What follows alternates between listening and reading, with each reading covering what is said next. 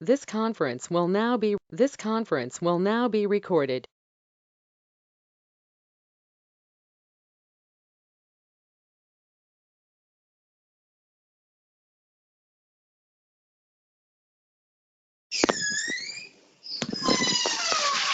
Good morning, all. I welcome you all on behalf of Chandigarh College of Engineering and Technology, Department of Electronics and Communication Engineering, for this 5-day online FDP on high-speed optical and wireless technologies for global network. For this, we have already shared the link for GoToMeeting as well as WhatsApp group. So I request all of you to join.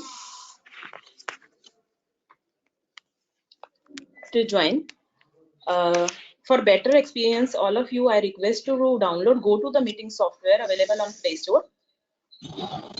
So this would be a 5-day FDP from Monday to Friday, and they will be all available through WhatsApp as well as email. In case any queries, feel free to ask us.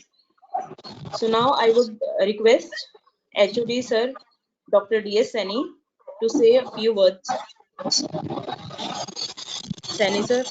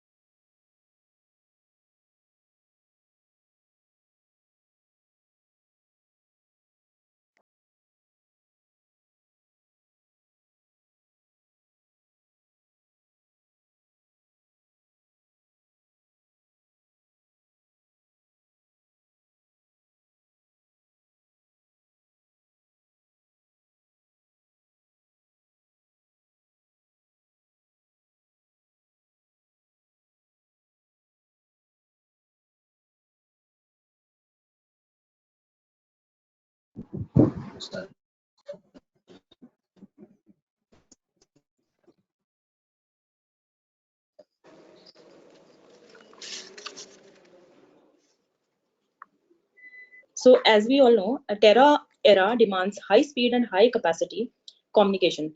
So it will all involve optical and wireless technologies that will cover the global network. So the purpose of this FDP is to enlighten the need of high speed optical and wireless technology for next generation communication and networks. And it will kindle the interest of participants towards these pervasive technologies. So the main aim of this FDP is for effective exchange of technical knowledge and experience among experts, researchers, faculty, students in the field of optical and wireless technologies. This faculty development program will provide platform for the learners to deal with the advancements in optical and wireless technologies, covering the global network. So the brief discussion in this workshop would be regarding the next generation optical and wireless communication networks. The talks will include optical wireless with RF and hybrid networks, 5G requirements, concepts, challenges and applications, flexible high-speed gigabit passive optical networks, 5G optical transport networks, and there will be one session also on health and happiness. After that, their next topic would be the research trends in optical communication, wireless sensor networking, and Internet of Things along with the computing era, on-chip optical interconnects for future multi-core processors, performance analysis of non-orthogonal multiple access over orthogonal multiple access networks, Li-Fi networks, and high-speed communication beyond the thinking. That is paradigm shift from 5G to 6G, and high-speed optical network for 5G and beyond. So this would be the next 5 days topic that we'll be discussing on. So I request all the participants to feel free to contact me in case of any difficulty via either email or via WhatsApp. I'll be available there. So now I request Head of the Department Electronics and Communication Engineering, Dr. D.S. Sani, to kindly say a few words. Over to you, sir.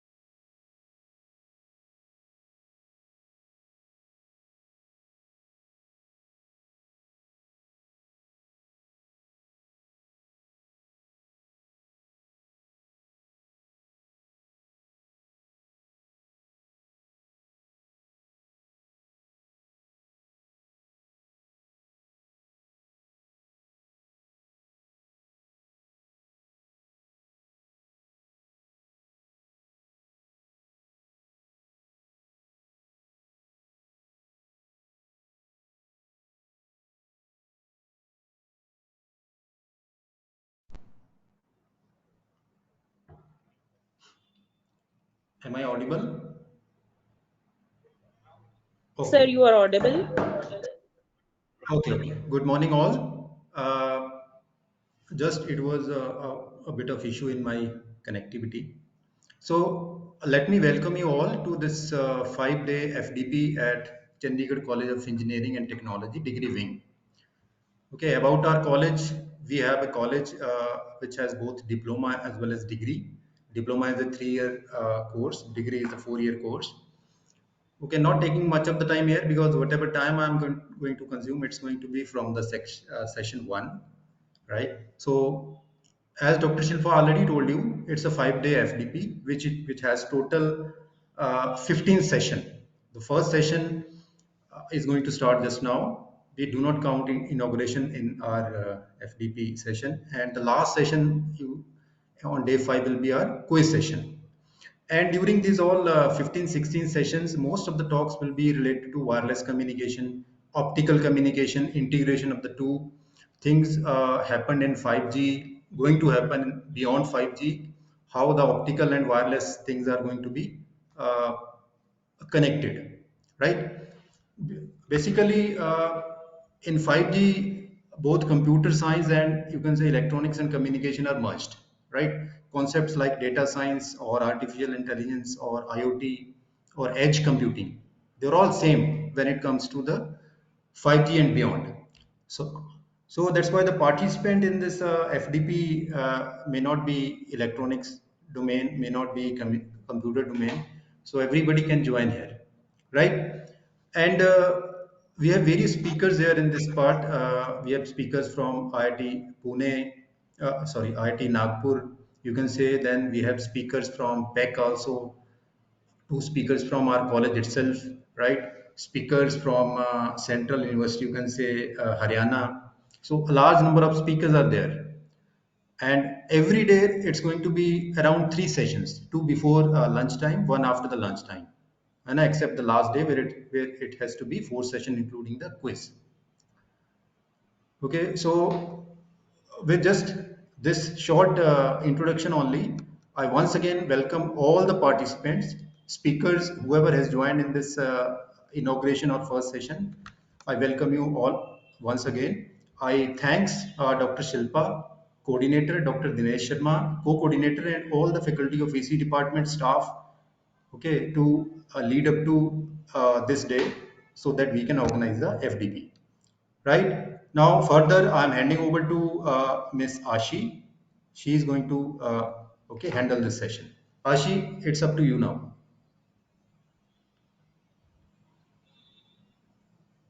Thank you so much, sir. I'd like to introduce the first speaker for today.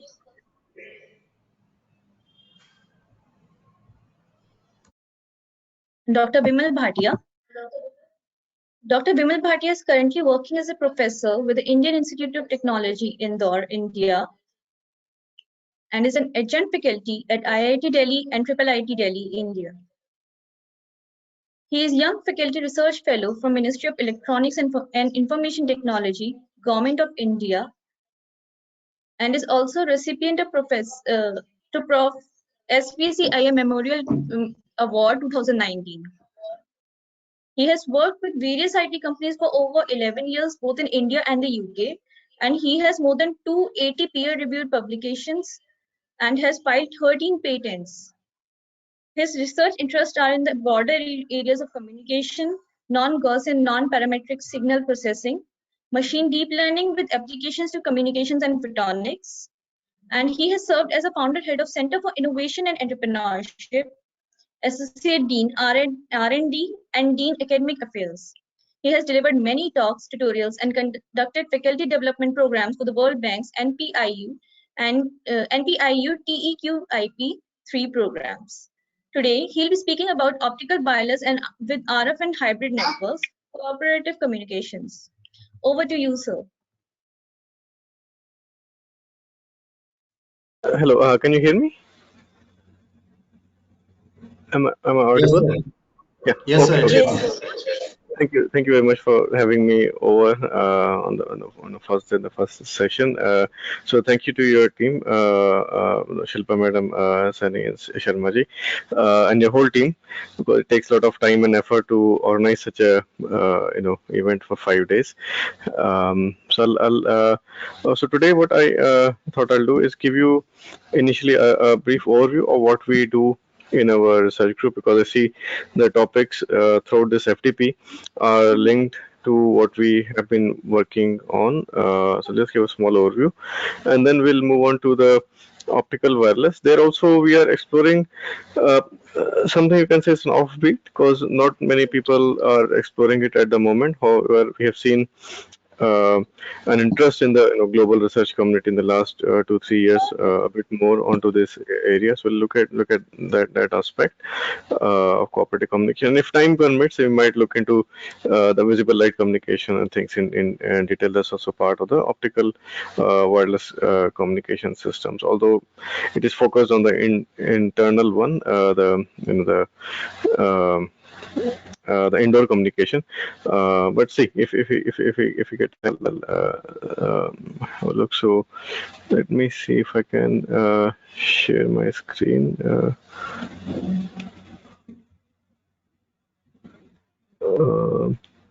Right. So how do I just press share? I think now I can share.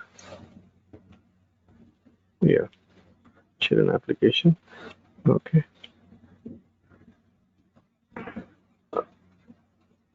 So can you see my screen? Loading, sir. It's loading. Okay. Maybe I'll switch off the video if possible. Saves a bit of memory bandwidth.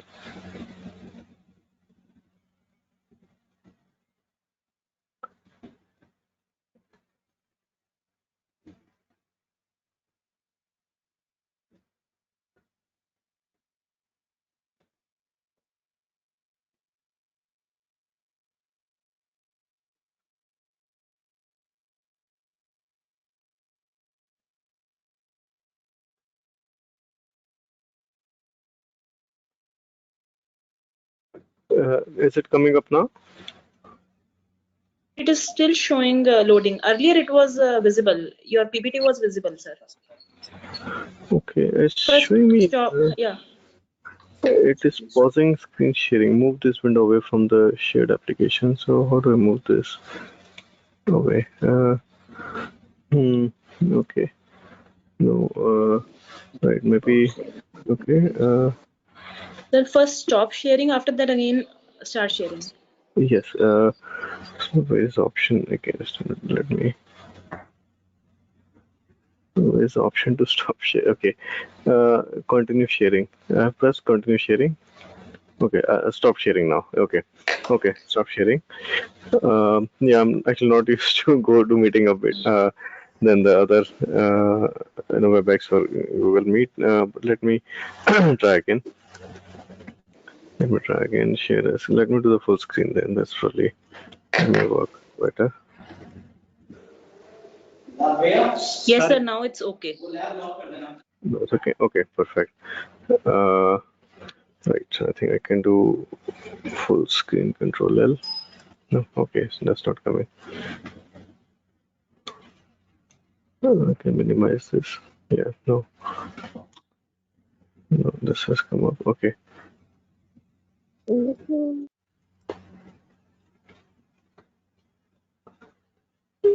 Right.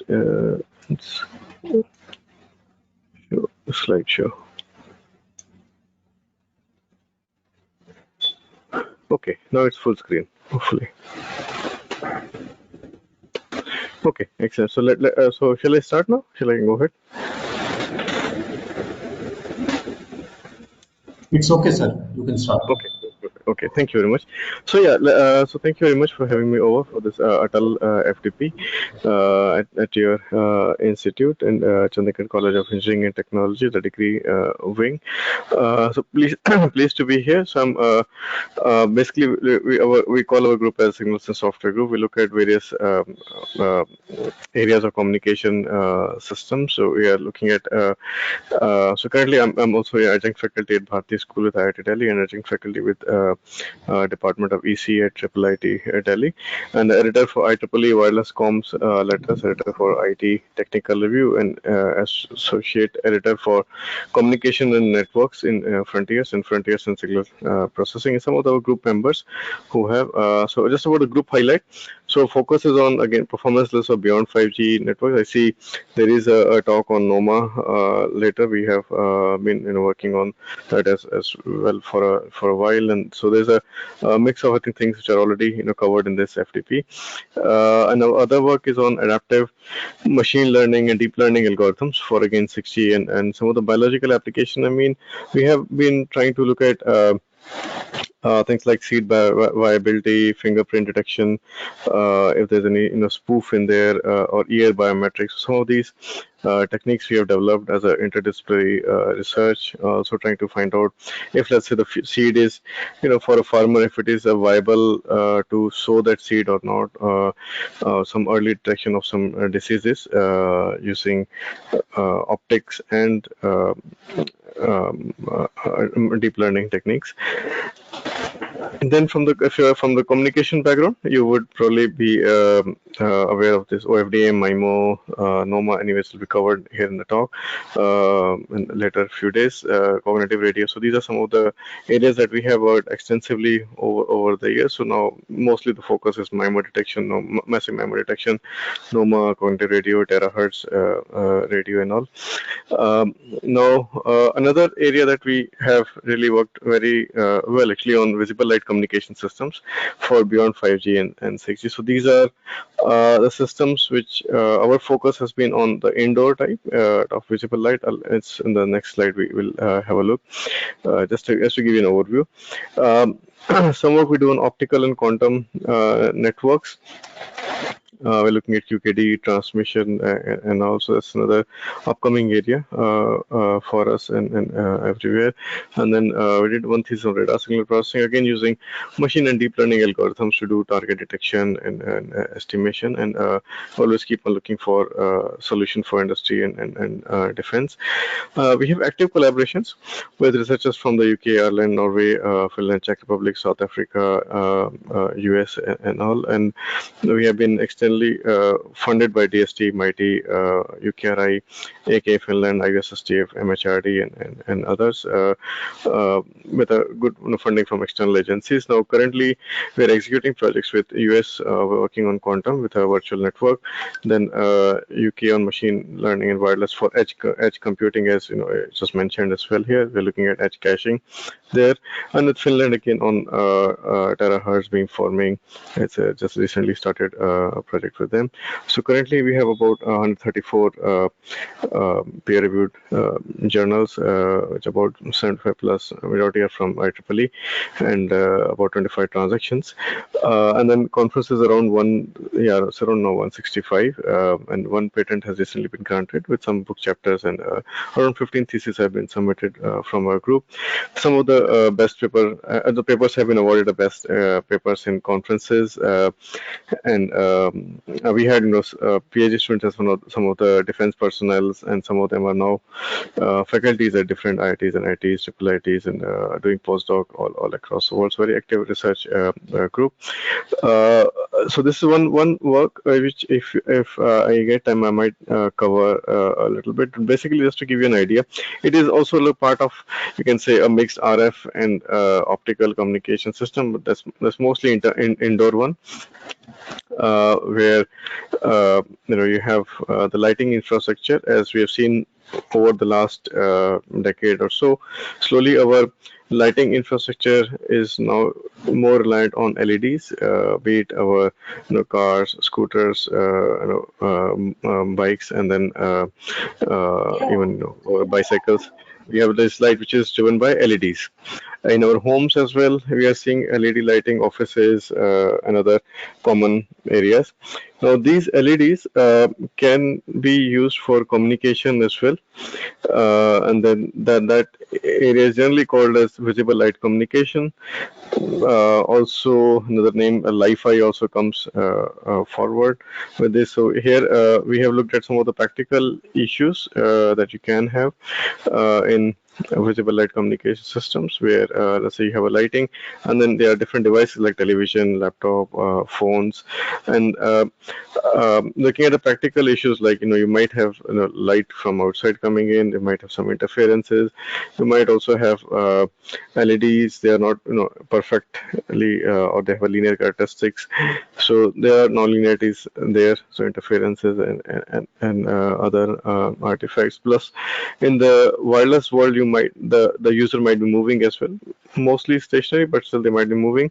And so we have looked at various application areas and looked at the issues there, and then try to give some solution based on adaptive signal processing, then move on to machine learning and now deep learning as well. And we have seen that the proposed techniques, they work quite well. But then this is some of the work that we're doing on NOMA. I know you have a separate session there, so just give a touch base that what we have been doing is that going forward, coming towards 5G and then moving beyond, we are going to have a multi-rack system where we have a macro base station like we have currently, covering a larger distance, and then we have a millimeter wave station or a FBS type of system working together. So it is the handover may happen together, and they might be so what you can think of it as what we currently have is when we enter the home, we have a Wi-Fi network. When we are outside, then we are connected to a cellular network. But it could be from the same provider, and it could be seamless handoff. So it's not a Wi-Fi, but still it is on the 5G sub 6 gigahertz or millimeter wave bands. And then we have a macro base station at the top, covering a larger distance. So we have worked on NOMA for these power domain NOMA, looking at different pairing. If also going forward, possibly our devices can also be used. So I have a femto base station which is then connecting to, let's say, one of the devices, and then you have other people, let's say, who don't have much coverage. So this device or this handset can be used for like a relay type of communication system, which we have one slide later on. I'll show in detail, but that's not on NOMA, but the same can be expanded for NOMA pairing as well. This work is again on optical communication, but covering the backbone network. That's where most of our data is flowing through these days. We are doing, especially in the pandemic era, we have seen our classes, our courses, and these lectures. They're all coming in FTPs. They're all coming on online. So this all possible because we have very fast optical network. And what we have looked at is various new technologies that are coming for optical networks, moving away from WDM to elastic optical networks. And then if there is, let's say, an earthquake or a breakage of submarine cable, then what could be the routing strategies there to have a network which survives better. Okay, so disaster aware techniques that have been developed for the, we have looked at the Indian rail net and other networks, and also compared with the US and the European networks, and propose techniques which can be used. Also looking at the placement of where we put these routers and things. Quantum is another new thing. It's coming up. So quantum key distribution for optical networks. That's one of the first applications probably of quantum computing. We'll see. We'll not go into detail in this one. And then this is the performance of the multi-hop. So this is something which I have later in the slides as well in detail, where we do a combination of this. So here it is a fixed, you can say a fixed optical to a wireless, an RF wireless system, where you can look at this as an example of, let's say you have a campus. So if you look at the top right figure, we have optical fiber. We have a source which receives this optical fiber, and then you might have another room which is either next to it through the wall, or maybe even further away. Let's say there is a small corridor or an open space, and then there is another room.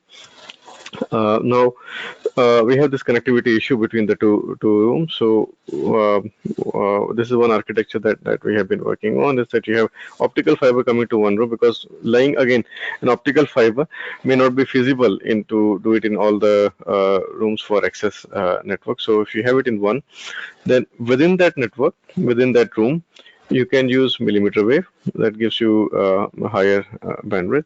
Now, in order to move to the other room, because of either the absorption by the wall or because of the distance, it may not be possible that this same millimeter wave, or same, let's say, equivalent to a router that we use at the moment, is able to serve the user in the other room.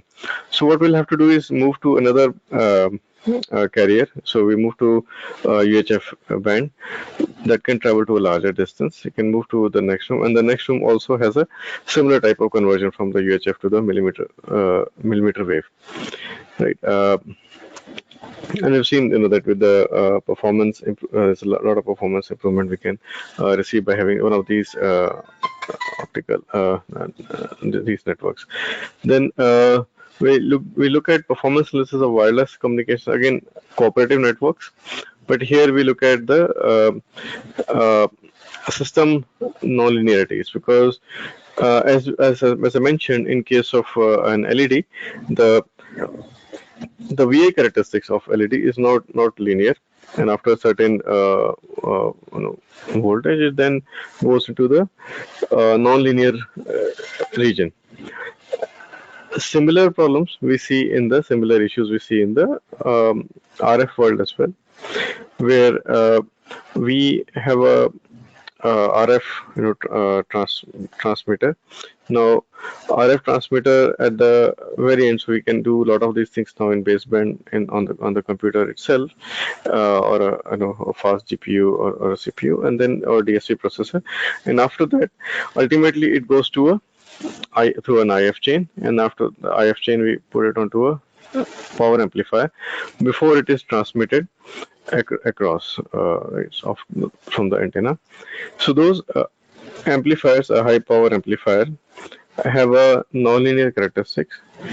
Although in a lot of the theoretical world that we look into, it is considered as linear, but in practice it is non-linear, and that causes see the practical issues, that as even when you look at, let's say, 3G, 4G, even let's say 4G we are using these days mostly. So if you look at the 4G standard, they may say you can get 100 Mbps download, but practically we know we don't go much beyond 7, 8, or 10 Mbps. So there are these practical constraints, which so theoretically, yes, I can achieve those rates, but then there are different practical constraints that fit in. So what we have been looking at is, in the, let's say, presence of these practical constraints, what kind of rates we can get for various modulation schemes. So we looked at 4-com, 16-com, and we are now looking at even higher com schemes, where They may be robust to some kind of knowledge, may not be for others. And what is the impact of SNR? What is the impact of putting these relays in different locations? We'll consider that in the next slide that I'll go in detail. But basically, in a cooperative network, we have a source, a destination, and between that we have a relay network. Okay, so let me move on to the next set of slides. I'll close this one and open the next one, right? So you can see this. Let me make this full screen.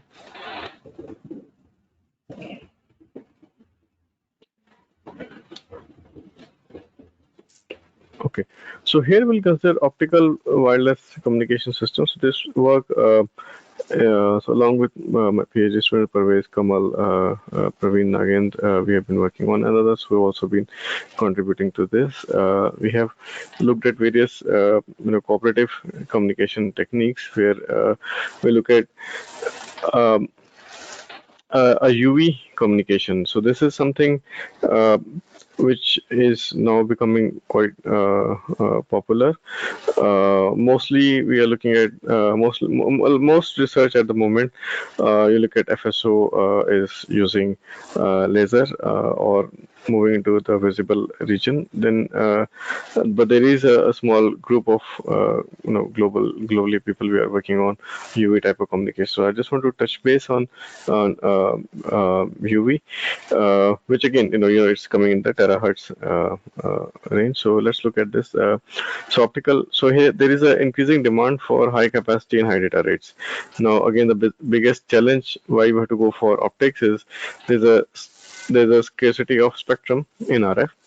So optical wireless communication is a promising solution to mitigate this thing, and OWC utilizes 3 different regions for short range: the infrared, visible light, and ultraviolet. So we have been working quite extensively on visible light, and again, as I said, the time permits to look at some of the algorithms that we have been working on.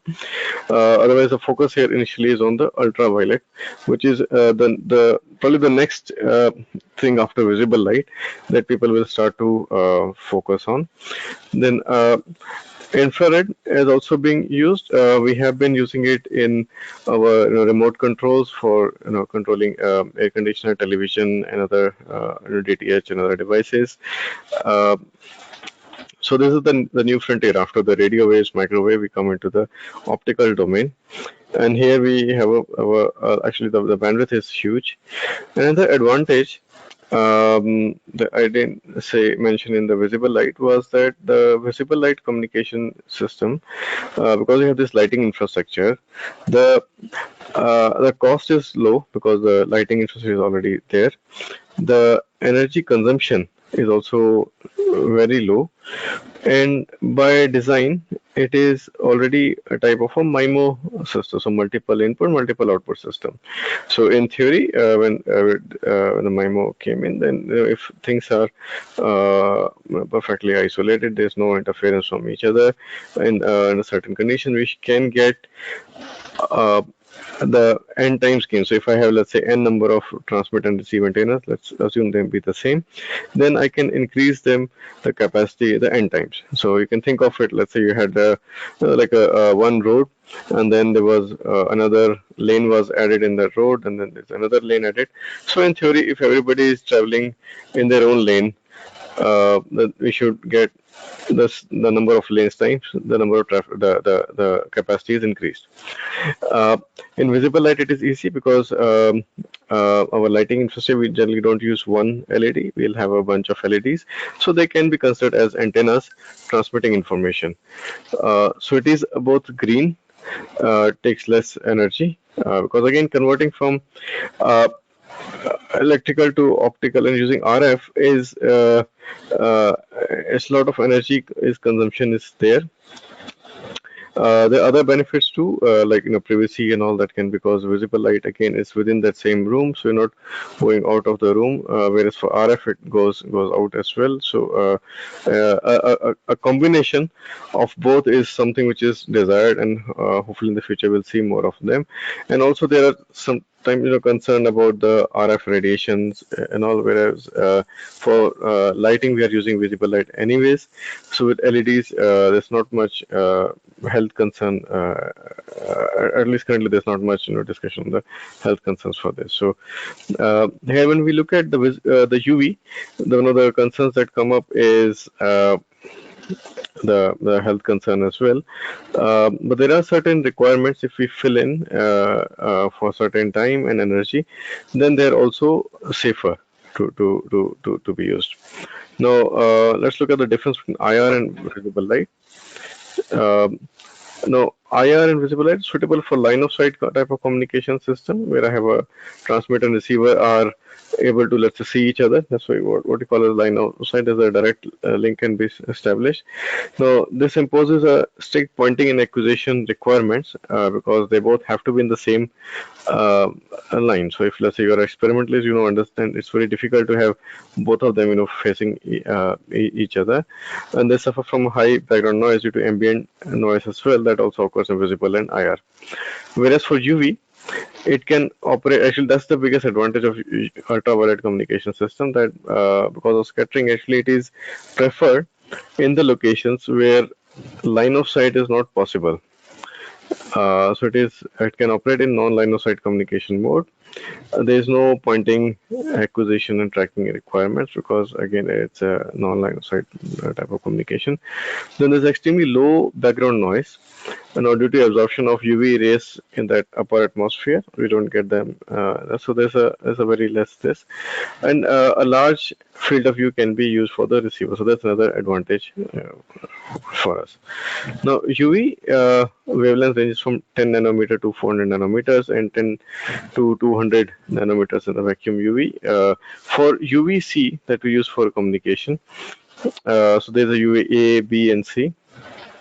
So C is not for communication, but came out as A, B, and C. So C is for communication that we use. This is a band which is a solar blind band. So almost zero background noise comes from the outer regions of the Earth because the ozone layer is going to absorb them. In this band, radiation interacts strongly with the atmospheric component, resulting in very unique properties. And those properties are actually used in the line of sight communication systems. Now, UVB is 280 nanometer to 315 nanometer, and UVA is 315 to 400 nanometers.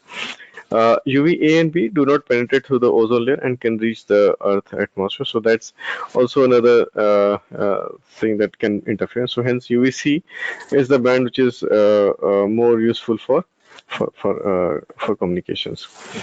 Now, UVC band is not a new band. It has been known for a long time, since 1960s. Electronics at that time was not suitable, but now it is possible with LEDs. Now, recent advances, as I said, we can now get LEDs in the UVC band as well. And olden days, we should have flashlight or lamps or lasers. It's very bulky. Now, UVC finds its application in various domains, and it can also be in the RF. It can supplement RF, or it can be an independent thing as well. For example, in aircraft landing aids, it can, and the low visibility conditions, it can guide the aircraft. Hospitals and operating system where there is prohibition of using RF. In military, it is there, and another advantage is like RF. There are these interceptors, and they can do intercept, but UV is still unknown quantity band where still the communication can happen. Also, for covert operations.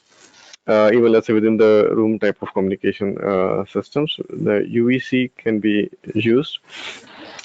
Because again, for visible light, you can still see the light. Infrared also somehow you can find out. But UV still it is very new. There's still and it can go through the non-line of sight. So it is useful, let's say, within the room environment as well, for where there is no line of sight for covert communication systems. And recently it has been seen for COVID-19 as well as viruses. But again, the ranges and things, time of exposure and things are limited there. The limitations are that if there is a very high path loss of scattering and absorption, then suffers from fading due to atmospheric turbulence. So turbulence is something that we cannot ignore in see, when you go even out of outer space communication, UAVs communication, or we're looking at ultraviolet. So atmospheric turbulence is a result of fluctuation in refractive index in the atmosphere due to temperature and air pressure. That is a limitation that needs to be looked at. There's a high path loss and turbulence becomes prominent with increasing distance. So it is suitable for shorter distances. So if let's say you want to set up a link for 100 kilometers, then this is not the technology to be used. Uh, and the data rates also are lower because again there's no line of sight. There's more absorption and dispersion there. So the communication cannot be very high speed. But as I said, for covert and non-line of sight communication, and that's where it can be used. There are safety concerns. So there are we know is harmful for humans, and UV they have to adhere to very stringent requirements. So a low power transmission and International Commission on Ionizing Radiation Protection, they have given some guidelines. So if within those guidelines for number of hours, you can still use it for communication and other uses. So repeated exposure to UVC can cause, sunburn, skin cancer, cataract, and all. But again, if it is done within, let's say that these limits are given, threshold limit value, if it is within that, then we can actually use it for communication and other applications, and that does not affect the human body or cause cancer or other things. Now, in since 2005, they have looked at various values. So now 60 joules per meter square is something that is okay, and there's still parallel research is going on. But for our experimentation and all, we can always use a very low power uh, to see the feasibility of it. So UVC can operate in LOS and non-LOS. This is the advantage. LOS, okay, we have an option of visible light or IR, but non-LOS, this is a good option, a good contender. Now, this figure shows, that we have a transmitter and receiver. Then how we can do so. Line of sight is good if it is possible. If it is not, then non-line of sight mode, where the transmitter transmits it to a common volume or a common space. From there, the signal is reflected back to the receiver, and that's what is actually the advantage of using UV communication. So this is a expanded view of the same. So we have a source, here a destination. They are separated by distance d, and there is a source is sending to a common volume. So from common volume or atmosphere, we are getting it back into the receiver at another angle, theta rx. Now in UVC, the TX produces a cone that has a beam divergence angle, which is given by theta TX, source to destination SD degrees, and at the receiver we have another you see so we have another sorry, come back. Yeah, so we have another angle from the common volume to the receiver. The communication link is established when the optical power is backscattered and reaches the RF. So it is a type of a backscattered way of communication. So from the common volume, it gets reflected back to the destination or the receiver, and there is always an angle, and there is a path loss is there because of scattering. Then we can, using these, we can find out what kind of capacities we can achieve. So this is what we have been working on. So we have modeled the non-LOS channel. Also, it is a different way of modeling as compared to the RF channel. Again, due to the unpredictability of atmospheric condition and compared with the UVC radiation, the wavelength of transmitter, and there's a strong molecular and aerosol absorption that happens in the UVC. Right, in the last decade, there is some, as I said, there's more attraction towards this, and in the research world, we are also seeing more papers and things coming in the last 2 years or about, and so we need to, because we know there are issues, we need to find out what are the maximum rates or rates we can achieve, where the outage happens, and what are the maximum rates we can achieve. Now, this is another figure that shows how the non-line of sight UVC path loss is modeled. So we have a transmitter and the receiver. See something like a mirror. It goes to the common volume. From common volume, it reflects back here. Now, if you look at just one of those, let's say, photon, it goes up and the first of the nth order, and then goes down to the receiver. So the single scattering model, this model assumes that the photons undergo scattering at most once. So this modeling, because as you know, as engineers and scientists, we want to have a mathematical model, a mathematical representation of the physical behavior, so then we can work on, because not all of us can have that experimental setup. So what we can use is those mathematical models, and then propose algorithms and look at the ranges and the theory, the rates we can achieve. Now, multiple scattering modules, this model assumes that no photon undergoes scattering at most n times, and however, the problem is analytical expression does not exist for this model, the model that's shown in B. So what we generally assume is a single scattering model. Now, and a non-line of sight UVC experiences path loss, which is there in RF and this other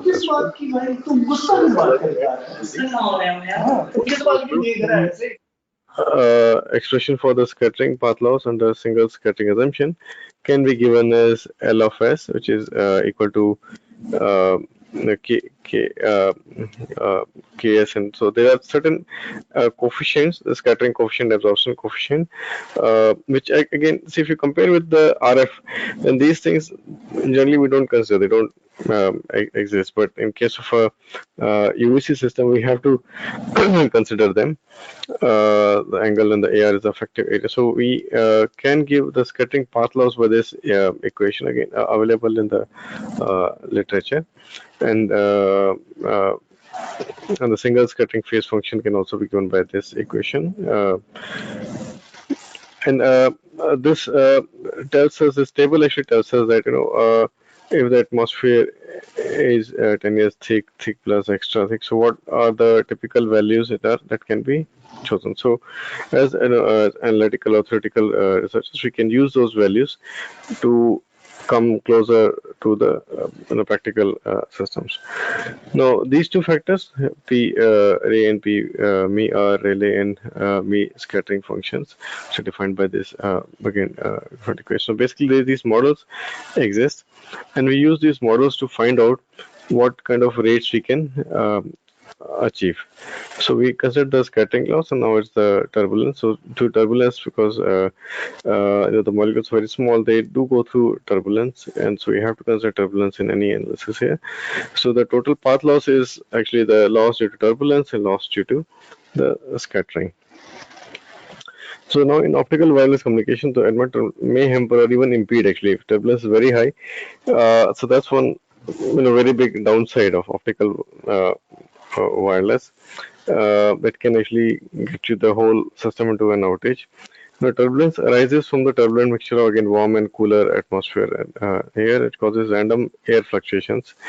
Now, turbulence induce fading in the transmitted optical signal that degrades the quality of the communication. There's a scintillating index. It's a major quality indicator used to quantify the amount of you can say turbulence. So turbulence is characterized either by broadly we can call turbulence as either a weak turbulence or a strong turbulence depending on the value of this index. Now, for plane wave propagation, the scintillating index for QVC is calculated for line of sight as this equation, and then non-line of sight for the other one, where it's a factor of, so you can say lambda time sigma square for the line of sight one, because again in non-line of sight you'll get more distortion and more turbulence. Right, so and then choice of these parameters, can be chosen based on the system model that you have considered. So basically, this figure shows the optical power fading for different values of lambda. You can probably skip this one, and so PDF of a weak turbulence. Now, so when we are trying to look at the performance of a wireless communication system, we need to know the distribution of the channel model. So in RF world, you have to come across relay fading, Raisen fading, Nakami M type of fading. So different type of fadings are there.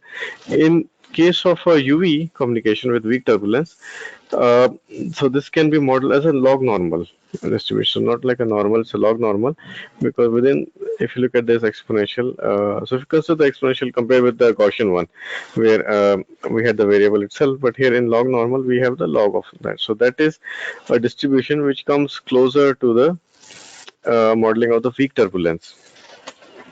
Uh, Now, if the scintillating index is high, then we need to use a different model. So here, this model is called a gamma distribution. So we need to use gamma distribution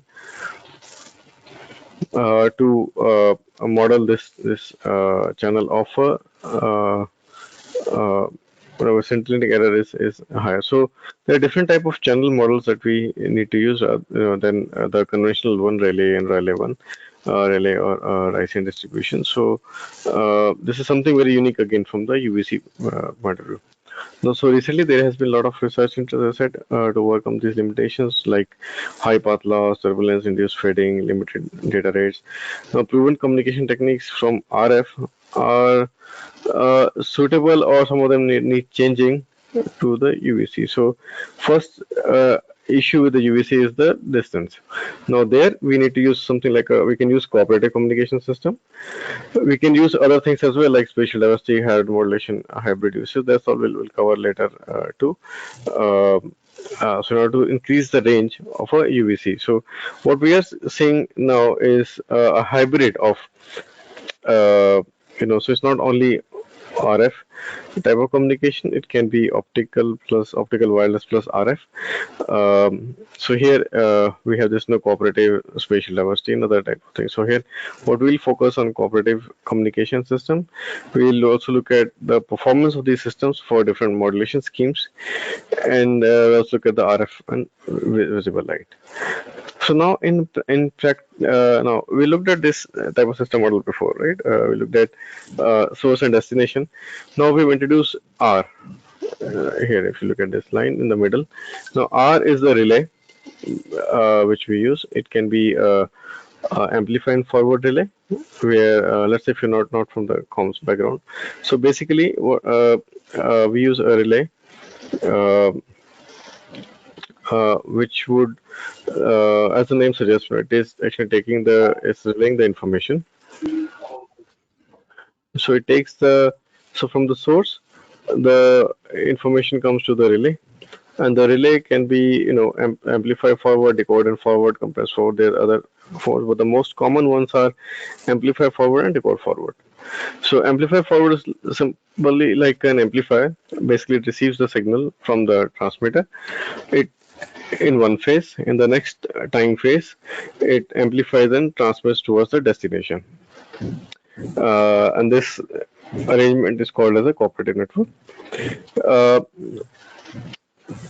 and the same thing happens on the on the reverse side as well. Now, if I use a decoder forward, where it receives the information, does some clever signal processing, tries to receive or recover the signal, and then again um, amplify it and forward it to the, then again, so basically it does the demodulation, some baseband processing, and again do the modulation, then transmits over to the destination. And here, because we're considering a full UV communication model, so the relay is also a UV link. We see these figures like a common volume and then going forward. So this is a UV to UV communication with relay, which is going to amplify forward, decoder forward the information. Now here, the SR source to relay and relay to destination link experiences V turbulence. So here, there is a possibility that you can choose different type of you can say different type of turbulence because based on the distance of the relay, the channel of these links, we actually model them as a log normal distribution. Now H and M represents the fading coefficients of the mnth link. So M is the source number of source to destination, then the N is from relay to destination. Now the channel coefficient.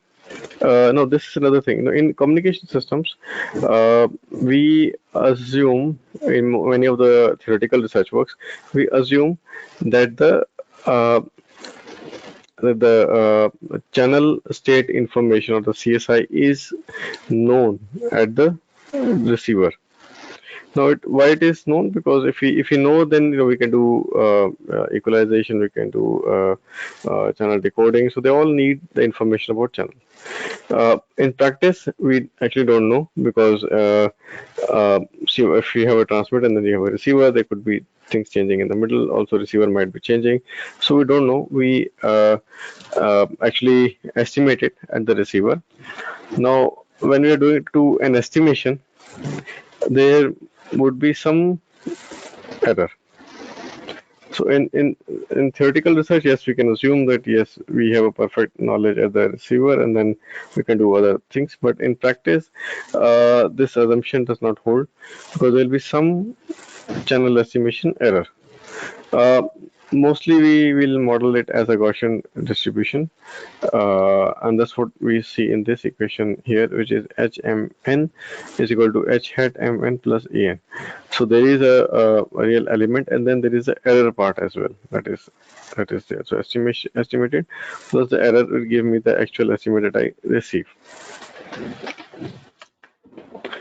When yeah, so I said that the error is modeled as a Gaussian distribution. Now we use a minimum mean squared estimate at the receiver. So this is the equation for it, and then variance of the estimated channel is then given by this equation. So where we do variance of the channel and then minus the variance of the noise, we can get this equation here. Now in the first hop, we see that the source transmits the signal to the relay and then is given, so it's given by this equation, source to relay. ASR is the gain or the path loss that will or not the path loss but basically the gain at the source to relay. Then PS is the source transmission optical power, and cross represents the IID energy to 1. So basically what we say, so X is my input symbol, which I will you can say for ease in analysis, what we do is we normalize it, hence it is and that energy is normalized to 1. It just helps us in the analysis part. And VR is the noise is the noise at the receiver, hence it's called VR. Is a Gaussian noise we assume. In the second hop, now the relay will forward the signal to the destination by amplifying it with a gain. So the relay is expected to amplify the signal, and this gain is given by this equation here, PR divided by A square. So again, you don't need to go much in detail, but basically these all things are given. The electrical signal at the input of the detector is given by YRD, G ARD and HRD and YSR plus VD. Now ARD is the gain that is given by the relay, and PR is the relay transmission optical power, and VD is the noise component, which is again modeled as a complex Gaussian. Now, end-to-end SNR is given by this equation, so we need to have a SNR from the source to relay and the relay to destination. So product of those divided by the sum of those gives me the end-to-end SNR in the system. Now, with this end-to-end SNR, I can then calculate the at what threshold I should be in the outage or not. So there's a lambda threshold. Uh, so you can say that, let's say the signal power is less than a certain value, that we can call that communication system to go into outage. Um, Now that is a value that can be configured, but this gives us an idea that, if and is the communication possible for a given signal to noise ratio. If it is possible, then what are the rates that I can expect? No, when we use the PDF, based approach to compute the ASR, basically we can use PDF or MGF. We basically use a PDF, so we try to estimate the PDF here first. So here, if you look at this, is a typical block diagram of a non-line of sight UV communication system employing a complex modulation scheme. Because again, as you know, that the LEDs they cannot transmit uh, a complex. How do you transmit a complex signal here?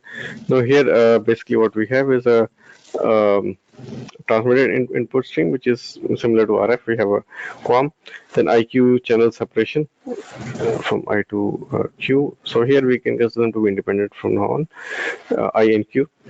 Then they can be summed together to find SK, DC offset, and optical modulator. After the channel, we have a photo detector which will basically receive the transmitted, and then we have the channel. Uh, then we get so basically inversion of the channel, and then we get the estimated symbol, and the Q com mapping is done. Now we use the PDF-based approach to compute the ASR, the average symbol error rate, for different modulation schemes. Why? Because you see, initially we all in our research things, we start with the BPSK, then move over to QAM and other higher order modulation schemes. So as we move up in the modulation order, our throughput increases, and that's what we are trying to aim at. We want to increase the average number of bits that can be transmitted across the communication system. Um, So I mean, these are the expressions. Will not go in detail. Basically, you can refer to the paper as well. We look at the what we system model that we have been using. So we consider a case of imperfect CSI. So we can take it as 0.1 or 1, and perfect CSI case of rho as infinity. That means there is no general estimation error. Now we assume that S and D are separated by 1 kilometer at source. We have 5. So we have an angle of assume of 8, and the receiver it is assumed to be at 45 degrees. So the relay node, we assume that the angles are 70 degrees, and the transmit as 8 MRD.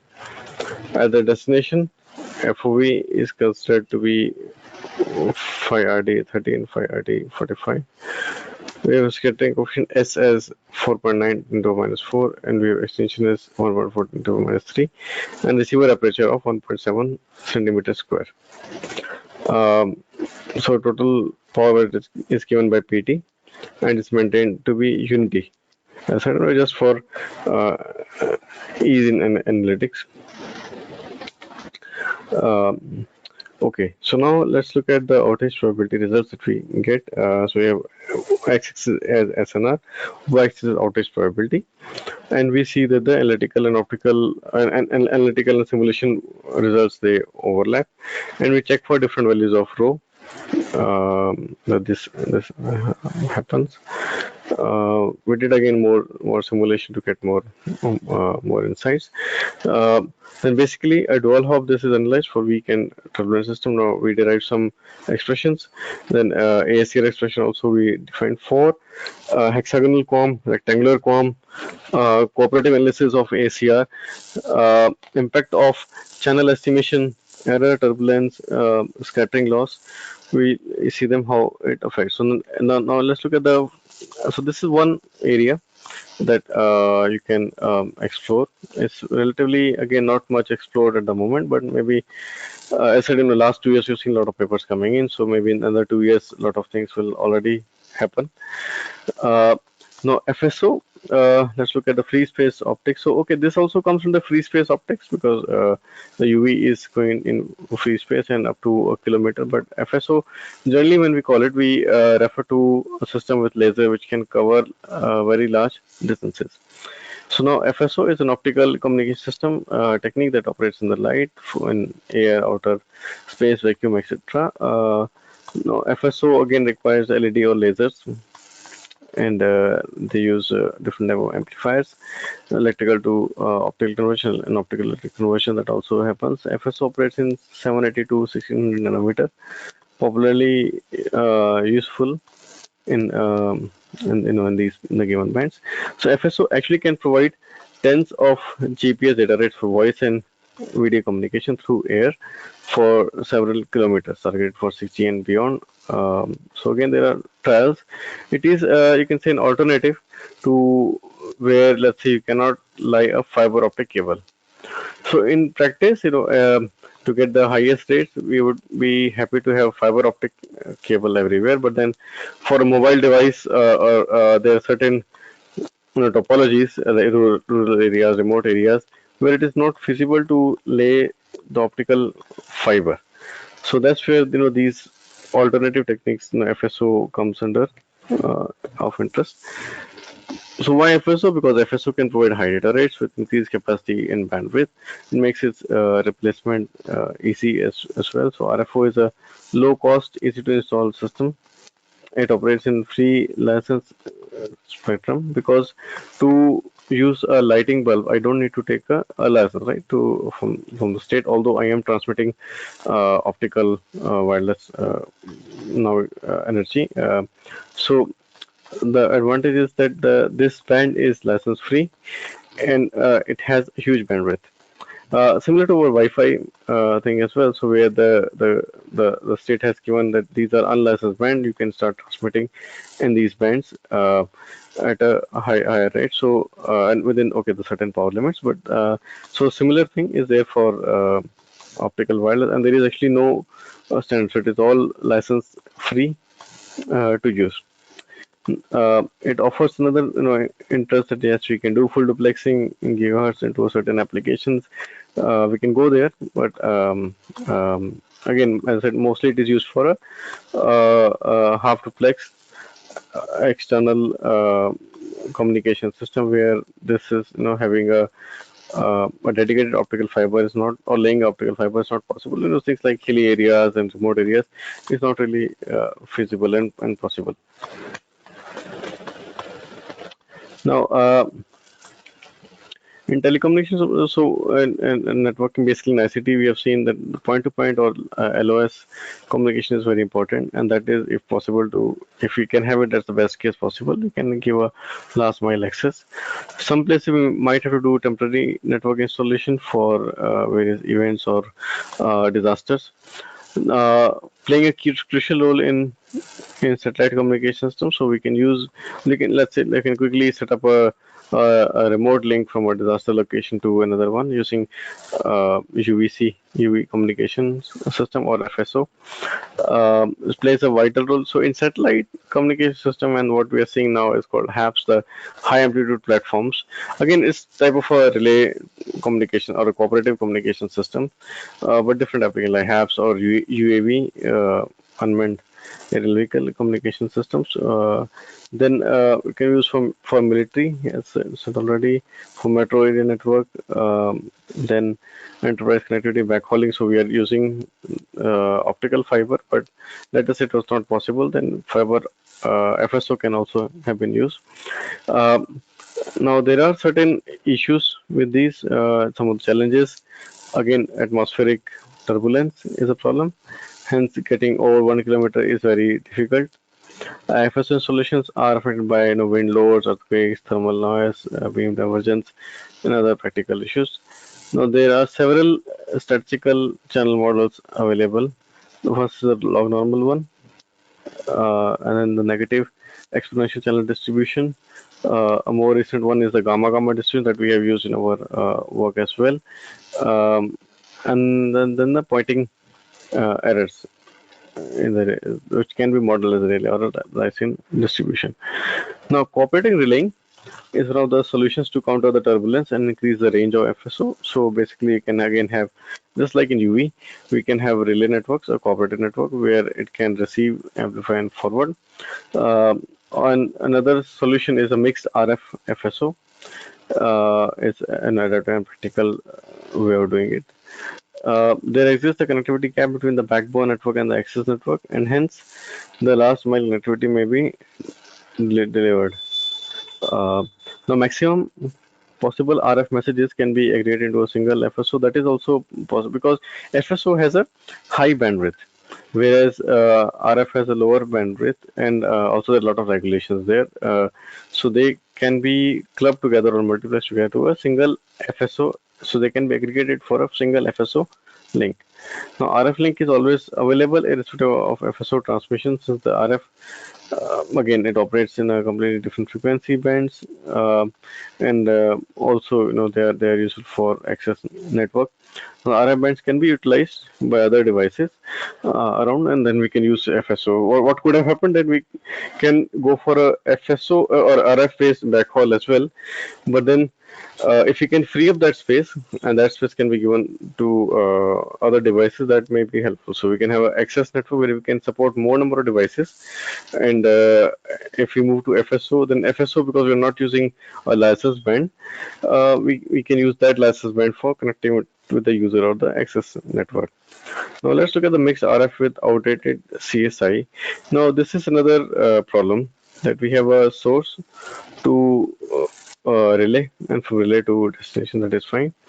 Now we can have a mixed RF. So RF link is the first one from source to the relay. So it does electrical to optical conversion, and then from optical to optical is the FSO link, which can be modeled as, let's say, gamma gamma. So I have now a complicated system where I have a mixed RF and FSO. So a dual hop mixed RF FSO AF relay system with an Agami M and gamma gamma distribution link is considered an outdated CSI in RF part. So because again these are practical constraints, imperfect CSI, outdated CSI. So what if there is a moment, or if there is a high turbulence suddenly, then the whatever channel that we estimated to do our equalization, channel decoding, and any other thing, or resource allocation or whatever, so those are not the correct values because they're outdated. Things have changed, the turbulence have increased or decreased, or someone has moved. So outdated channel is also a consideration that we have seen for mixed RF and FSO. And for this system model, what we consider that in the first phase, the electrical signal from source is transmitted to R through a channel, and in the second phase, so it is RF channel. Then in second phase, the relay amplifies the signal received from the source with a gain G and forwards it to the destination using FSO. So it's a mixed RF FSO link. The channel parameters are characterized by, again, it could be relay and Agami and whatever distribution available for RF. Whereas for the case of, from the transmit from this to the other one, it is a different type of channel model. Uh, So here we can look at the end-to-end SNR. Yeah, that's okay. We can skip these expressions. We can basically look at the main inferences that we get. So we calculate the ergodic capacity that tells us how many bits per second per hertz. Because ultimately, first of all, we want to know if the communication is possible by finding the outage probability, and then we want to know what kind of capacity I can achieve. So ergodic, or an average capacity, what I can achieve. So how many bits per second per hertz I can transmit. Now there are different type of, because of gamma distribution and others. So the analysis becomes a bit complicated, unlike the RF ones, because the channel model is also different. It's not using the traditional relay fading model. So we'll not go into the details of this, but basically saying that yes, we can use them for practical applications. We can increase the the number of bits transmitted by going to higher order modulation schemes. We can go for rectangular QAM, we can go for cross QAM, we can actually go for hexagonal QAM as well. So this is another different type of modulation scheme. It's a two-dimensional scheme which is more efficient than others, the QAM and rectangular QAM, but it is okay a bit complicated to implement. But then it can give us better gain, and probably in the future, the future standards, we might start to see HQAM being mentioned. So now let's look at the results. We'll skip the analysis. You can refer to the research papers and look at analysis. So basically, just to give you a motivation, the RF link is modeled by an Arkham EM. So here again, by changing the value of M, I can then have a Rayleigh or the Ricin type of distribution. Now FSO link is modeled with atmospheric turbulence influenced by using a point and also looking at the pointing errors. So ID, DD, and the heterogeneous stable detection is used. Then atmospheric parameters set as alpha is this, beta of this, and then what we are interested to see is the impact of outdated CSI for various values of rho. So this is something important that we want to see. So these curves are okay. Well, the second one, yeah. So here we are seeing that the outage probability for various values of M. So M is equal to 1 for Nagami M parameter. Then M is equal to 2 here is for the red line here. Right, and then it's a type of heterogeneous or IMDD detection. We get a better performance. And then comparison theoretical and simulation SAR, the ergodic capacity. We see for different type of again configuration. I'll skip this one maybe. So this is okay. Yeah, so this comparison is interesting. So square com and rectangular com, these are some of the techniques that we have been using. Now from the research point of view, we are heavily focused on HCOM for the last about half a decade, and we are seeing that for HCOM you get a higher throughput at a lower SNR level. So this is another important finding. Again, so this figure shows a comparison theoretical results of HCOM, cross-com, and ARCOM.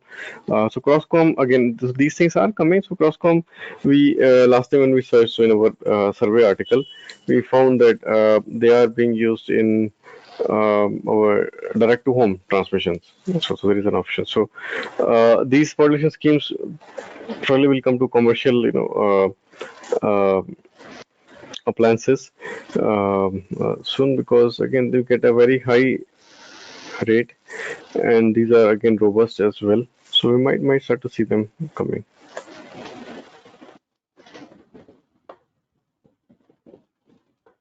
Okay, conclusion. So for a considered system model, a detailed comparative study of different type modulation scheme, the impact of pointing errors, atmospheric turbulence type of FSO, then the impact of outdated CSI and imperfect channel estimation.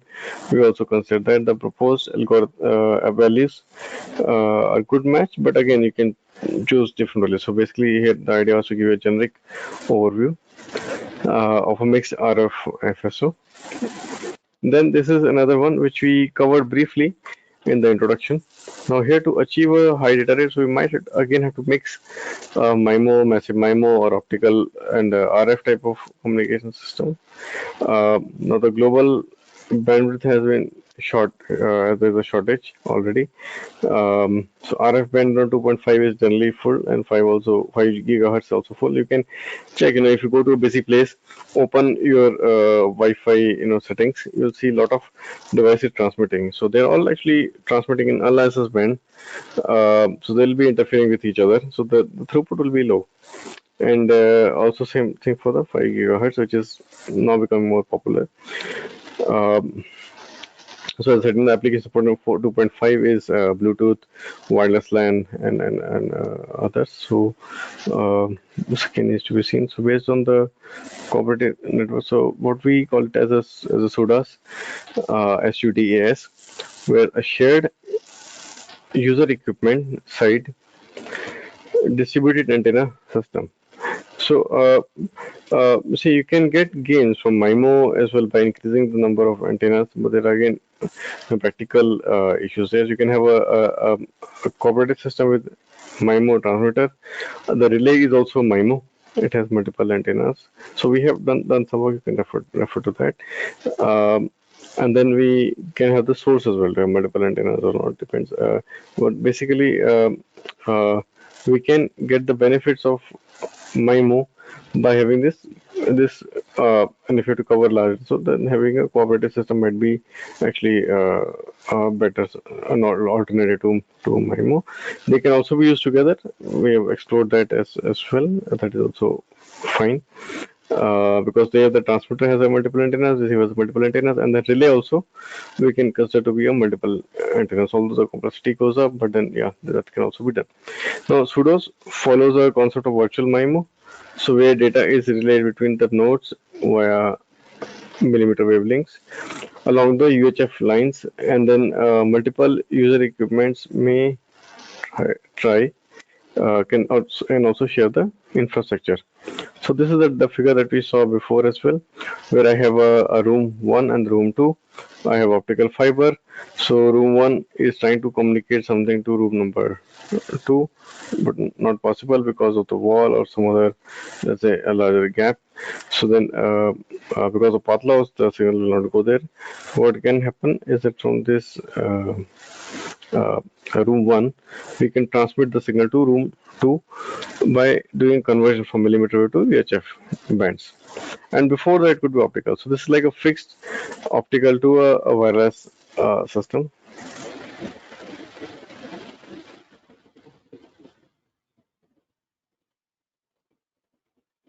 So you can look at them in detail. Some of these references by Robert Schubert, Daniel Heath, and then there are different. So what we did here was to combine this, millimeter wave with the optical wireless, where we used the Ryzen type of model for millimeter wave. For the UHF, we can use a relay model. That is fine. And then we saw that there is an improvement, but again, you cannot go beyond a certain number of relays. Um, so we can actually find out what. So theoretically, we can find out what are the outage probabilities and throughput for different values. So this, gives an indication to the system designers or practitioners what is the best that they can achieve.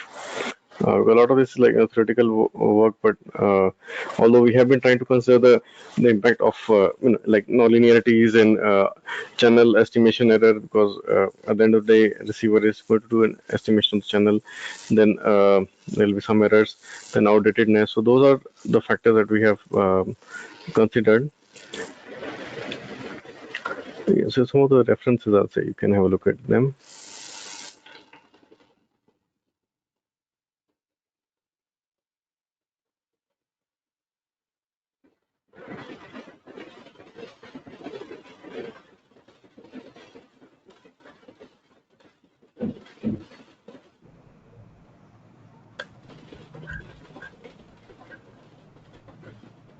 So this one is the one by Robert Schauber.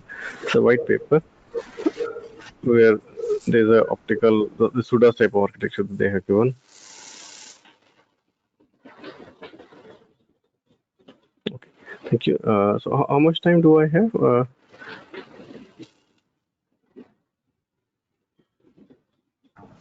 So 5 to 10 minutes more for the questions. Okay, fine. Oh, so we take the questions now, or after 5 minutes?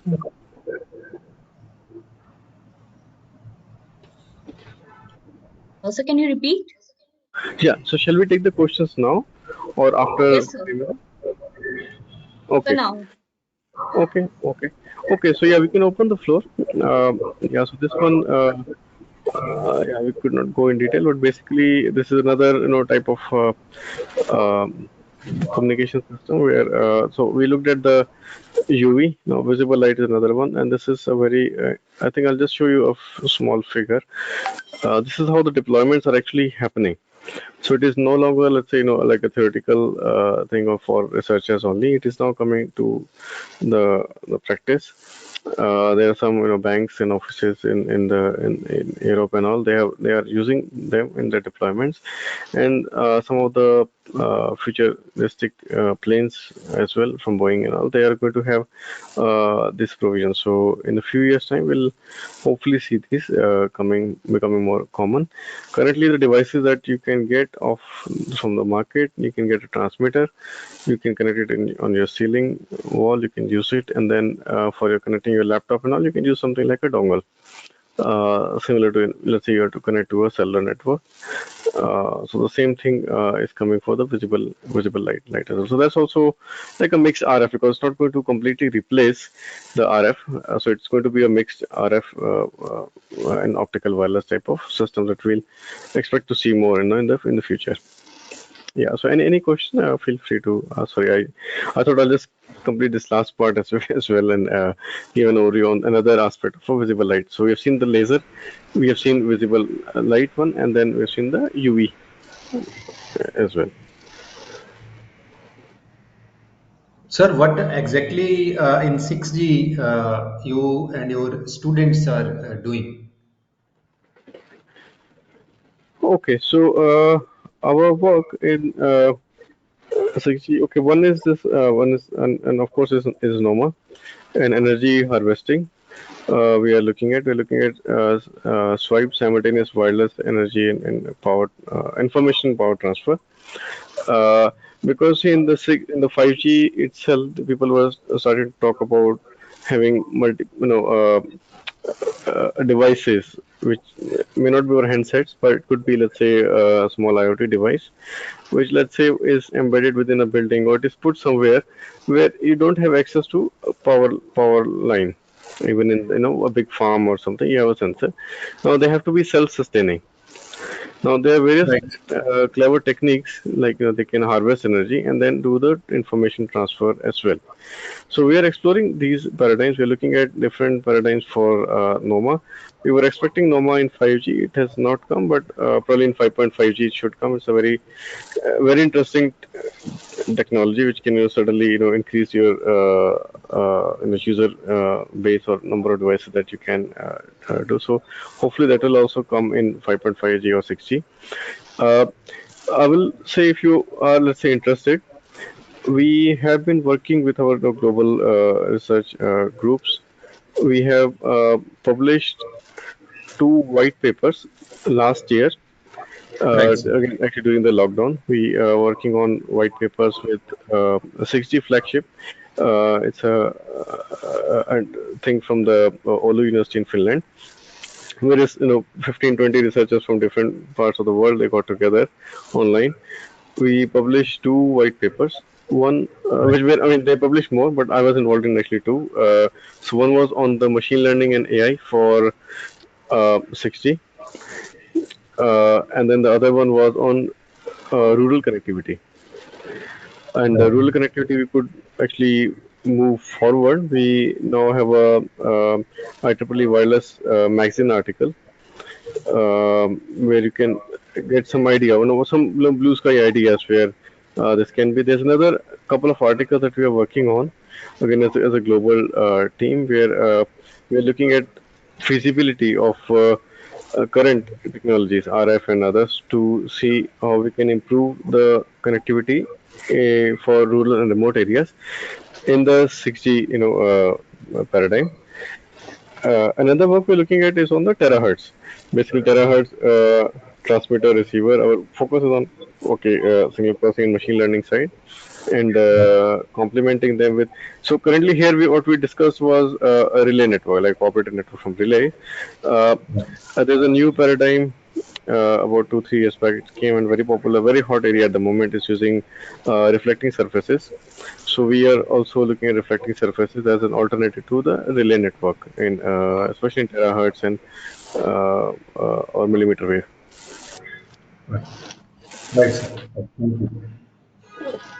So in fact, if anyone is interested to for research collaboration or research internship or something, you can drop a short email and then we can discuss from there. Right, sir. And of course, no, we are always looking for, let's say, good students who are interested to pursue PhD or master's research, or even under the QIP scheme and all, so they can, apply through the in the proper channel and join us for research.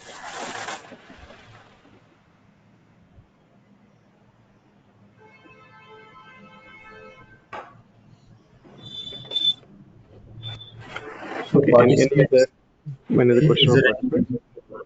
question? So can I ask other participants for any questions?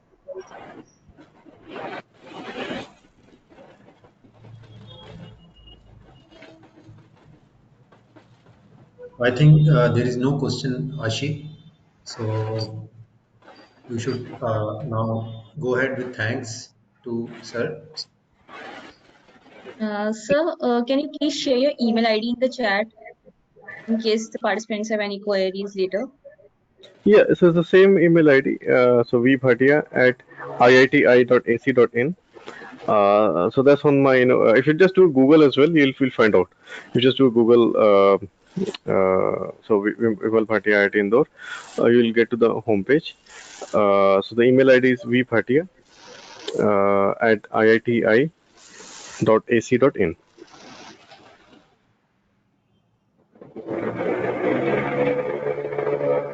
Thank you so much, sir, for the insightful session.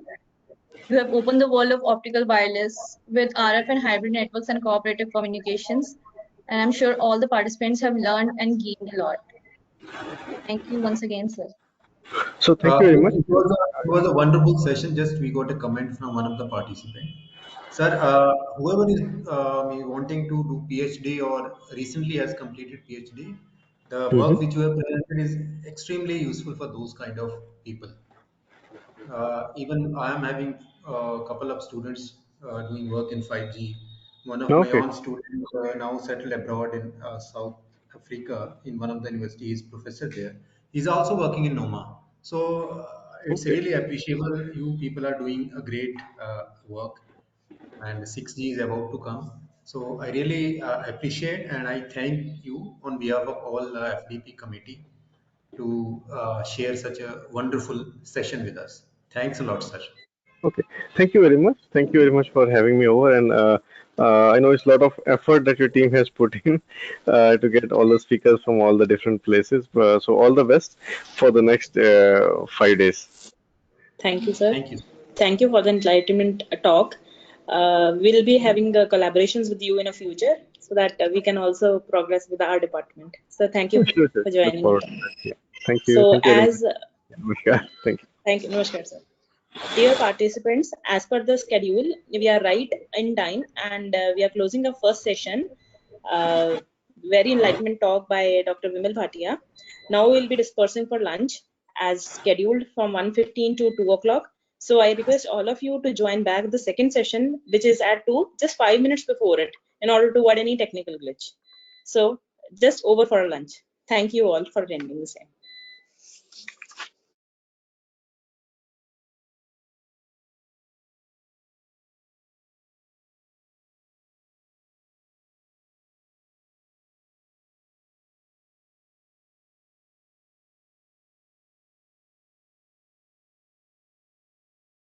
This conference will now